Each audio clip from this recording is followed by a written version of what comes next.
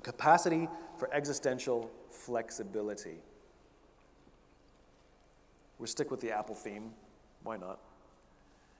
In 1979, Steve Jobs and a bunch of his senior executives visited Xerox PARC.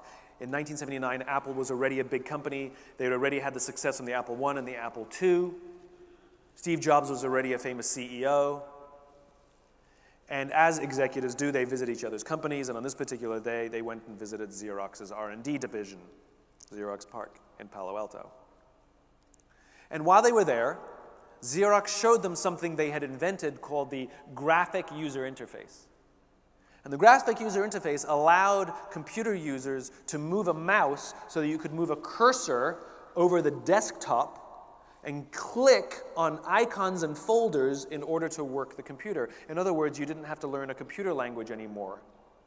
As they're leaving Xerox, Jobs says to his executives, we have to invest in this graphic user interface thing.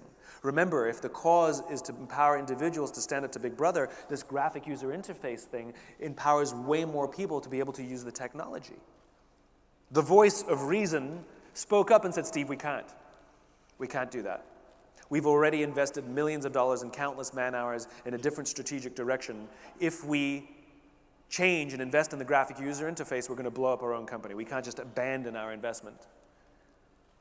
To which Jobs actually said, if we don't blow up our company, somebody else will. That decision led to the Macintosh, a computer platform so profound that the entire software of Windows is basically designed to act like a Macintosh. A decision so profound that it changed the way computing works today, that now a computer has become an appliance inside our company, inside our homes and our companies for that matter. So common, and we now live in a world in which an individual can indeed compete against a corporation. Existential flexibility is the capacity to make profound strategic shifts, 180-degree strategic shifts, in order to better advance your cause. And failure to do so may ultimately lead to the demise of your own organization. Back when Blockbuster, you remember Blockbuster was the 800-pound gorilla, especially in the United States. Basically, you couldn't rent videos from anywhere else except from Blockbuster versus mom and pops that were in your local neighborhood. And there was this little upstart company called Netflix that had a new business model based on subscriptions. That you would subscribe, you remember, then they would send you the DVDs and you can keep them for as long as you want, versus how we used to rent videos in the past.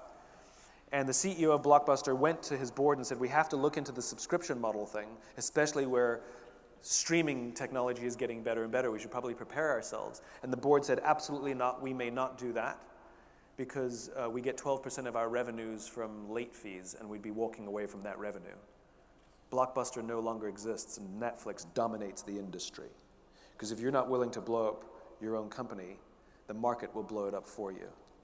Even if it means making a short-term hit to the short-term results.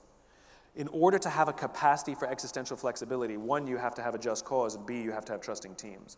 The cause is what directs that flexibility. This is not like shiny object syndrome, that so many of us have either suffered from or have been subjected to, where some entrepreneur hears a speech and hears the latest shiny object and wants to redirect the whole company there, and after the fourth or fifth one this year, everybody doesn't know what the hell's going on. That's not what I'm talking about.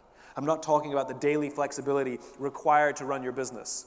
I'm talking about when you discover a technology or a better strategy or a better way to advance your cause, and you're willing to make this profound strategic shift in order to advance your cause. But you have to know what your cause is first, and you better have trusting teams, because the likelihood that you're going to put your company through upheaval in the short term is high, and your people have to be willing to go along with it. In other words, they say, we agree, this is going to hurt, let's do it. Because if they don't, they'll all abandon ship. Kodak made the same mistake.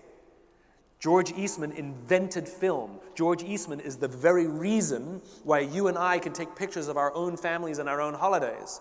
Prior to George Eastman, the only way you could take a picture was to hire a professional photographer. He was obsessed with democratizing photography. He was obsessed with making it simpler and simpler and simpler so more and more people could engage in photography. And in 1975, one of the engineers, Steve Sasson, at Kodak, who believed in George Eastman's just cause, invented the digital camera.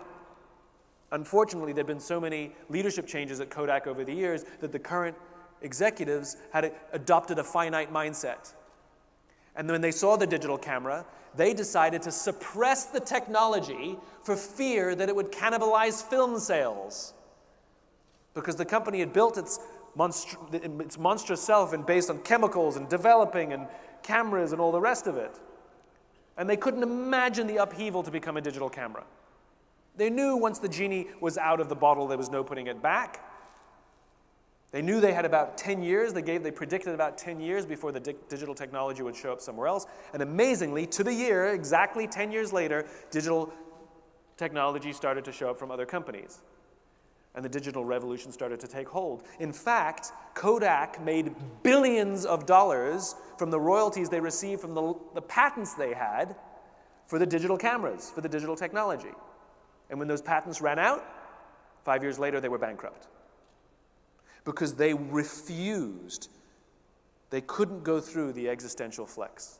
They had abandoned their just cause. They'd adopted a finite mindset. The teams were no longer trusting teams because the company was so driven by short-term gains and short-term goals that for so many years they thought they were doing well because of those royalties until they no longer existed as a threat or as a significant market player. Do you have a capacity for existential flexibility? If you want to stay in the game, in the infinite game, you better.